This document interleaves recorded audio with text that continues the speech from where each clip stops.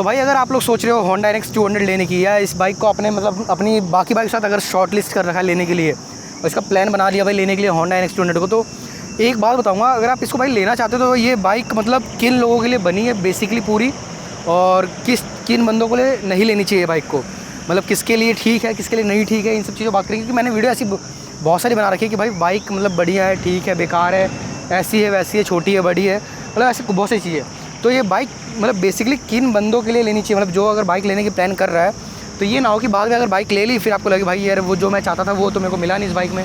तो ऐसा कुछ ना होते हुए भाई मैं बताऊँगा अपने रियल ऑनरशिप रिव्यू से बताऊँगा पूरी प्रॉपर कि ये बाइक किन भाइयों को लेनी चाहिए और किन को बिल्कुल अवॉइड करनी चाहिए, बाइक को ना लें। क्योंकि देखो मेरे पास बाइक है तो मैं बताऊँगा मुझे क्या फ़ायदे मिलते हैं, क्या नुकसान मिलता है इस बाइक से। तो चलो बात करते हैं एक एक करके।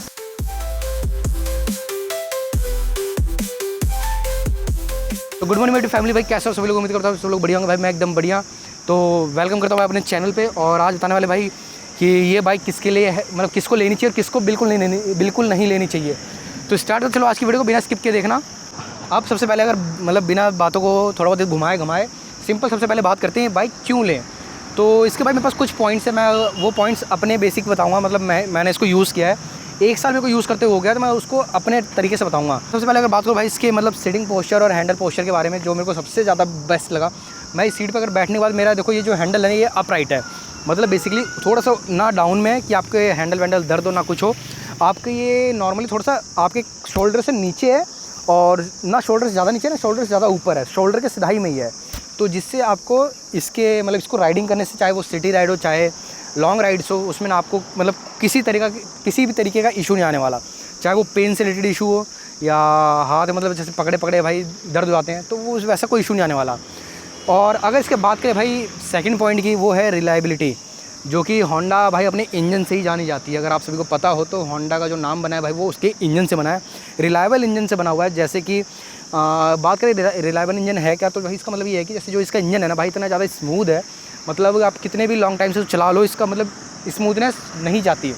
और स्मूथनेस अगर बात करें भाई उसकी मतलब क्या चीज़ स्मूथनेस, तो देखो जो इसका इंजन है ना बेसिकली आप सर्विस सेंटर को अगर सर्विस को लेकर टेंशन में रहते हो तो सर्विस को लेकर भाई इस बाइक को लेंगे, सर्विस का टेंशन भूल जाना है।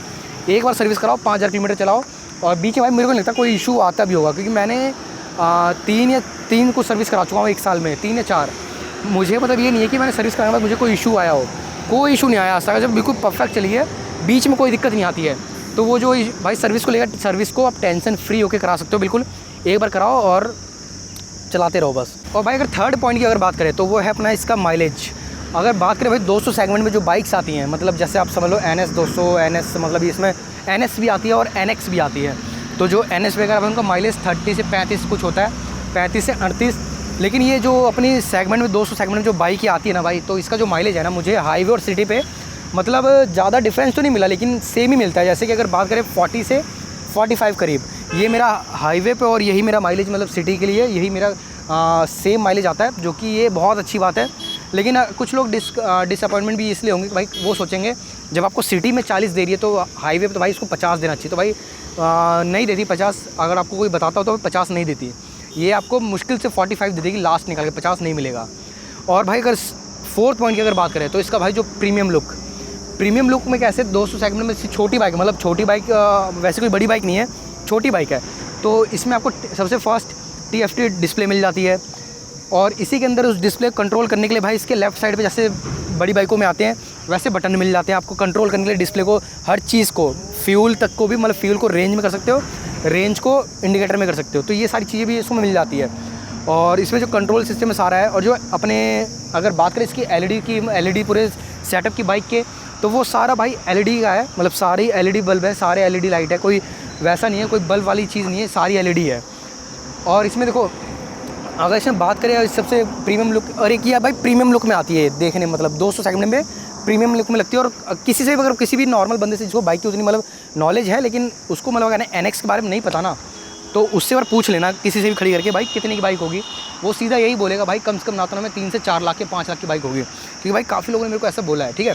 और अगर बात करें इसकी देखो प्रीमियम लुक के साथ, अगर इसमें बात करें फ़ायदा इसमें क्या मिलता है आप सभी को, इसमें जो आप मॉडिफिकेशन है ना वो अनलिमिटेड मॉडिफिकेशन करा सकते हो, जो कि हमारा क्रैश गार्ड से लेके भाई सीट से लेके टैंक से लेके डिस्प्ले से लेके इसके मतलब पूरा लुक चेंज करने तक की मॉडिफिकेशन में करा सकते हो। अगर इसमें बात करें भाई, ये अपनी जो बाइक है ना, ये टूरिंग फ्रेंडली है। अब टूरिंग फ्रेंडली कैसे है आओ मैं समझाता हूँ सभी को। तो टूरिंग जब आपको टूरिंग वगैरह जब करते हो तो भाई जो टूरर होता है, मतलब जिसको जो बंदा इसको यूज़ कर रहा होता है, बाइक को चला रहा होता है, राइडर, उसको क्या चाहिए? सबसे पहले चाहिए भाई कंफर्टेबल, मतलब उसको चाहिए राइडिंग जो पोस्चर है कंफर्टेबल हो। तो टूरिंग के हिसाब से भाई इसका राइडिंग पोस्चर काफ़ी ज़्यादा बेस्ट है, मुझे काफ़ी बढ़िया लगता है इसका टूरिंग। को मेरी सीट देख लो, मैंने इसको टूरिंग के हिसाब से बनवा भी दी है। नॉर्मल जो आती है वो भी अच्छी है, लेकिन इसको बनवा दो तो और अच्छी है, वो हो गई। और साथ ही अगर इसको फ्यूल एफिशिएंसी, अगर बात करें भाई फ्यूल एफिशिएंसी की, मतलब जैसे कि जो आपका जो फ्यूल है ना, फ्यूल अदर बाइकों से बहुत कम फ्यूल लगने वाला है। मतलब जो माइलेज भाई जो 42 से 45 का दे रही है, मतलब फुल टैंक में 10 से 11 लीटर में वो आपको 400 साढ़े 400 किलोमीटर ईजिली लेके चली जाएगी। मतलब यहाँ से दिल्ली से अगर बात करें भाई मनाली, एक फ्यूल टैंक में पहुँच जाओगे ईजी। तो काफ़ी अच्छा लगता है भाई इसमें, मतलब थोड़े कम पैसे में ही काम चल जाता है, 1000 रुपये में ही मनाली पहुँच जाओगे। अब ये तो देखो कहाँ, जहाँ तक हमारी रही बात ये अच्छी चीज़ों में आगे पॉइंट। अब बात कर रहे थे मुझे मतलब क्यों नहीं लेनी चाहिए लोगों को, क्या इसके बुरे पॉइंट्स हैं, वो मैं आप सबको बताता हूँ। अभी जैसे मैंने अच्छे पॉइंट्स बताए वैसे इसके बुरे पॉइंट्स भी है भाई। तो बुरे पॉइंट्स सुन के ही जाना, आधी वीडियो स्किप मत करना, पहले बुरे पॉइंट्स सुन लो, फिर इसके बाद पूरी अपना डिसाइड कर लेना आपको बाइक लेनी क्यों है और क्यों नहीं लेनी, क्या लेनी चाहिए आपको या नहीं लेनी चाहिए। तो भाई अब बात कर लेते हैं ये बाइक क्यों नहीं लेनी चाहिए। तो इसके भाई हमारे पास 4-5 पॉइंट होने वाले हैं और जाके मैं समझाता हूँ। जैसे कि अगर फर्स्ट पॉइंट की अगर बात करें, जो पावर लवर है, मतलब जो जिन भाइयों को बाइक्स में पावर चाहिए, मतलब जिनको हाई एक्सेलरेशन पसंद है, मतलब जो बस बाइक लिए और खींचना शुरू करना चाहते हैं वैसी, तो भाई वो ये बाइक उनको थोड़ा सा मतलब कम बढ़िया लगेगी। मतलब बात करें मतलब कम अच्छी लग पाएगी, क्योंकि उस चीज़ में 184 का सीसी का इंजन इतनी पावर इसका प्रोड्यूस नहीं करता जितना अगर अदर बाइक और भी बाइक ऐसी सेगमेंट में आती है आप वो ले सकते हो। पावर के हिसाब से ये बाइक उतनी अच्छी नहीं है। अगर आप खींचने के एक्सेलरेशन के ऊपर रखते हो तो अपना विश्वास तो उसके ऊपर लेना ही है। और अगर बात करें भाई इसकी नॉर्मल हाईवे परफॉर्मेंस की, तो हाईवे परफॉर्मेंस अगर जिन भाई को टॉप स्पीड अच्छी लगती है, टॉप स्पीड अचीव करके चलने में मज़ा आता है, जैसे कि अगर बात करें 150 करीब 140 करीब, तो उनके लिए भी नहीं है। जैसे कि अगर जैसे इस बाइक की जो टॉप स्पीड भाई अगर आप हाईवे क्रूज़ करना चाहते हो तो इसके लिए सबसे बेस्ट जो क्रूजिंग स्पीड है वो भाई 90 से 100 है। इससे ऊपर जाओगे तो आपको मतलब थोड़ा सा लगेगा कि बाइक ज़्यादा हीट और ज़्यादा थोड़ी सी वाइब्रेशन थोड़ी सी हो रही है, वैसा कुछ इशू लगने वाला है आप सभी को। तो उसके लिए भी भाई जो इनको हाईवे के ऊपर जिनको भाई 100-150 चलने का मतलब होता है अदर बाइकों से चलते हैं स्पोर्ट्स बाइक से, तो उनके लिए भाई बिल्कुल नहीं है, क्योंकि ये आपको मतलब फिर उसमें तो डिसअपॉइंटमेंट कर देगी, कोई मज़ा भी नहीं आएगा इसमें, आपको चलाने में बिल्कुल बेकार लगेगी। और भाई अगर देखो अगर बात करें भाई जो अदर कंपनियाँ होती हैं भाई, जो थोड़ा सा जो होंडा है ना, उनको अपने रियर सस्पेंशन में काम करना चाहिए, क्योंकि जो अदर बाइक्स आती हैं 200 सेगमेंट में और 150 सेगमेंट में भाई एक्सट्रीम तक को ले लो, उसमें जो सस्पेंशन आते हैं ना बहुत अच्छे, मतलब पूरे स्टफ़ वाले दबने वाले आते हैं। जो इसके सस्पेंशन पूरे स्टफ़ है, मतलब बिल्कुल टाइट है। अगर मैं इस पर थोड़ा सा अगर देखो प्रेस करूँ ना, तो ये देखो मेरी गाड़ी दब रही है लेकिन सस्पेंशन नहीं दब रहे। अगर वैसे देखोगे तो आप मेरी गाड़ी मतलब उधर उधर हिल रही है लेकिन सस्पेंशन नीचे नहीं दब रहे। तो ये आप सभी को मतलब थोड़ा सा इसके सस्पेंशन, जिनको गड्ढों से सस्पेंशन मतलब ज़्यादा वो है ना लगाव, मतलब जैसे अगर गड्ढे ईजिली पार हो जाए, उनको झटके थोड़े से बनाए 1% भी, मतलब 1% का 2-3% तो मतलब जैसे जो नॉर्मल गाड़ी देती है उससे थोड़े से ज़्यादा देती है, क्योंकि इसके सस्पेंशन पिछले थोड़े हार्ड है। वेट पीछे अगर पीले में ढाते हो, अगर वेट डाल के चलाते हो ना बाइक पे, तो वेट डाल चलाने भाई बिल्कुल बेस्ट है। वेट डाल के चलाने तो अच्छे से वर्क करते हैं, वो मैंने खुद नोटिस किया। अकेले के लिए थोड़े से हार्ड ज़्यादा लगते हैं मेरे को भी, इसलिए मैंने सीट को कुशन करा रखा है, सीट को ही थोड़ा मॉडिफाई करा लिया कि सीट दब जाए मेरे, कुशन नहीं दब रहे। तो फोर्थ पॉइंट है, अगर फोर्थ पॉइंट की बात करें तो भाई वो है इसकी एसेसरीज़ के बारे में। तो भाई एसेसरीज़ थोड़ी सी मतलब ये है कि अभी थोड़ी सी मार्केट में थोड़ी इसकी कम आई है।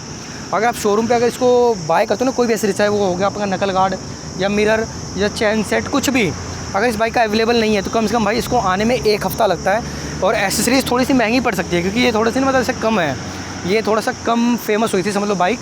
तो इसकी जो चीज़ें एसेसरीज जो बनाई गई ना वो ज़्यादा एसेसरीज में नहीं है, आपको आफ्टर मार्केट थोड़ी बहुत चीज़ें लगवानी पड़ेंगी, यूज़ करनी पड़ेंगी। जैसे अगर देखो मेरा नकल गार्ड है, ये घिसा पड़ा है, मैं सोचता था इसको चेंज करा लूँ, लेकिन मैं इसको पूछा तो भाई वो कहते हैं 1 वीक लगेगा आने में। ये जो मेरा साइड मिरर पता टूट गया था, तो मैंने इसको चेंज कराया, तो मेरे को साइड मिरर आने में ही 1 वीक लगा। मैंने रखा है, मैंने चेंज भी नहीं किया अभी तक, बस रखा है। तो ये बात है, मतलब इसकी जो एसेसरीज़ है ना वो आपको मंगानी पड़ेगी, वो भी 1 वीक लगेगा, 1 हफ़्ता कम से कम मंगाने में लग जाता है भाई। और अगर इसकी बात करें 5th पॉइंट की, जो हमारे पास जो 5th पॉइंट उठ के आता है भाई, वो लास्ट पॉइंट, वो इसकी रीसेल वैल्यू अच्छी नहीं है।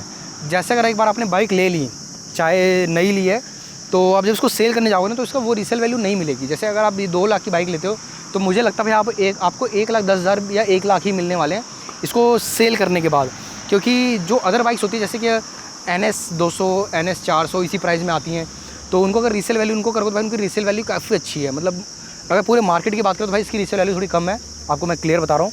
तो और इसकी रीसेल वैल्यू अगर आपको भाई आपको ये सोचना है कि आपको लॉन्ग टाइम तक अगर गाड़ी रखनी है, थोड़े लंबे समय तक रीसेल नहीं करनी है लगभग, तो आप लेके इसको यूज़ करो, उसमें बिल्कुल परफेक्ट है। तो भाई हमारी वीडियो करती है वीडियो अगर भाई पसंद आए तो भाई वीडियो को लाइक करना, चैनल सब्सक्राइब करना। मैं मिलता हूँ सबसे नेक्स्ट वीडियो में, जब तक के लिए बाय बाय, टिल देन।